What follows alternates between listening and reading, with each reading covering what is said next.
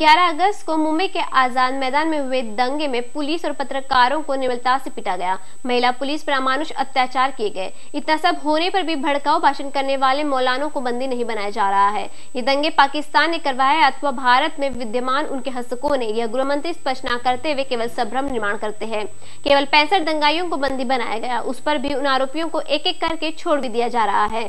इसके साथ ही इस्लाम जिमखाना यहाँ पर मुसलमानों के कार्यक्रम में मुंबई के पुलिस आयुक्त सत्यपाल सिंह सार्वजनिक रूप से मान्य करते हैं कि पुलिस से ही गलती हुई है। सत्यपाल सिंह को लगता है कि यह मुसलमानों से नहीं पुलिस से गलती हुई है, तो मुसलमान दंगाइयों को निर्दोष घोषित कर पुलिस पर अपराध प्रविष्ट करे। इस बात की जानकारी सनातन संस्था द्वारा एक प्रेस कॉन्फ्रेंस द्वारा दी गई।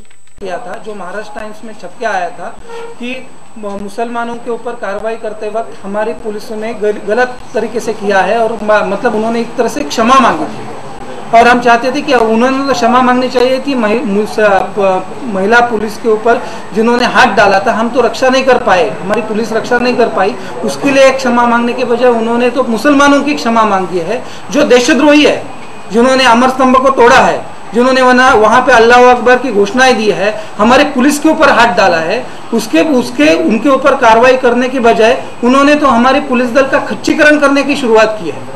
तो हम चाहते हैं कि इस जो मुंबई आज़ाद मैदान के ऊपर दंगा हुआ था उसका जो इन्वेस्टिगेशन है वो मुंबई उच्च न्यायालय के अध्यक्ष के नीचे, मतलब उच्च न्यायालय के न्यायमूर्ति की अध्यक्षता के नीचे उसका तपास हो। यह हमारी मांग करने के लिए आज के हमने प्रेस कॉन्फ्रेंस का आयोजन किया। सनातन संस्था पे लगातार इस बात की चर्चा हो रही है कि जल्दी ही प्रतिबंध लाया जाएगा और लगातार इस बात की मांग भी कुछ संस्थाओं की ओर से है, उस पर क्या पक्ष है आपका? आज इस देश में ऐसी हालत है कि मुसलमान है तो उसको सिर पे ऊपर बिठाया जाता है, अगर उसको वो दंगेखोर है उसको भी सिर के ऊपर बिठाया जाता है, और जो भी हिंदू देश हित के बारे में बात करेगा, जो भ्रष्ट राज्यकर्ताओं के खिलाफ बात करेगा, विरोध में बात करेगा, तो उनके ऊपर पाबंदी लाने की तुरंत भाषा की जाती है। आज मैं यहाँ पे बताना चाहता हूँ कि सनातन संस्था का छल किया जा रहा है, हमारे कार्यकर्ताओं को पीटा जा रहा है, हमारे महिला कार्यकर्ताओं के घर पे पुलिस जा रही है, महिला पुलिस को बिना लेकर, उनके साथ महिला पुलिस नहीं है, उनके फोटो निकाल रही है। ऐसी बातों का आज बातों से हमारी संस्था का छल किया जा रहा है। हमारे जो भी डोनेटर्स है उनको बताया जा रहा है कि संस्था के ऊपर पाबंदी आने वाली है, आप इस संस्था को डोनेशन मत दीजिए। तो हम यही चाहते हैं कि अगर देश में देश की रक्षा करते वक्त हमारे ऊपर पाबंदी भी आ जाती है, हमको जेल में भी डाला जाता है, तो हमें जानकारी है कि हम देश रक्षा हेतु लड़ रहे हैं और हम लड़ते रहेंगे। बॉम्बे पुलिस एक्ट के तहत आप उसकी इंक्वायरी करें और जो भी वसूली उनसे करनी है वो करें। हम बड़े निराश है कि इस शहर में जो अस्थियां बनी थी, जूलिया रिबेलो थे या बाकी जो लोग थे, अग्नि वाले लोग थे, सतीश साहनी थे, ये लोगों ने इसके विषय में कुछ नहीं किया, तीस्ता सेटलमेंट ने कुछ नहीं किया, तो आखिर जाकर के 2 पत्रकारों को ये करना पड़ा। आज एनजीओ के माध्यम से करोड़ों रुपए का पैसा ये लोग खा रहे हैं।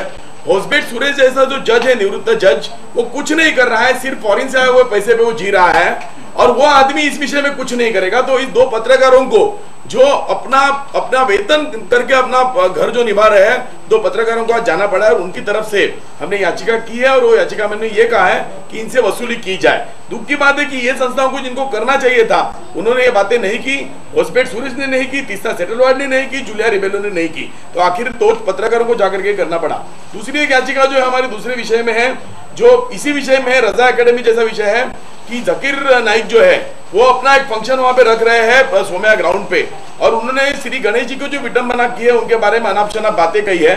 तो एक जो इनोसेंस ऑफ मुस्लिम के ऊपर हाईकोर्ट में एक याचिका हुई थी, उसको हाईकोर्ट सुन रही थी, तो हमने उसमें हस्तक्षेप किया है और हमने कहा कि हमें भी सुनिए, अगर आप इनोसेंस ऑफ मुस्लिम के वीडियो के ऊपर अगर हाईकोर्ट को एक्शन लेती है तो हिंदुओं को भी भावना है, उसके ऊपर भी हाईकोर्ट को एक्शन लेनी पड़ेगी। इसलिए हम उस विषय में भी हाईकोर्ट में गए हैं और ये जो मुसलमानों की आक्रामकता जो है इसको हम रोकेंगे और हम हर जगह जाके हम मांग करेंगे। अगर हाईकोर्ट उनकी सुनेगा तो हमारी भी हाईकोर्ट को सुननी पड़ेगी।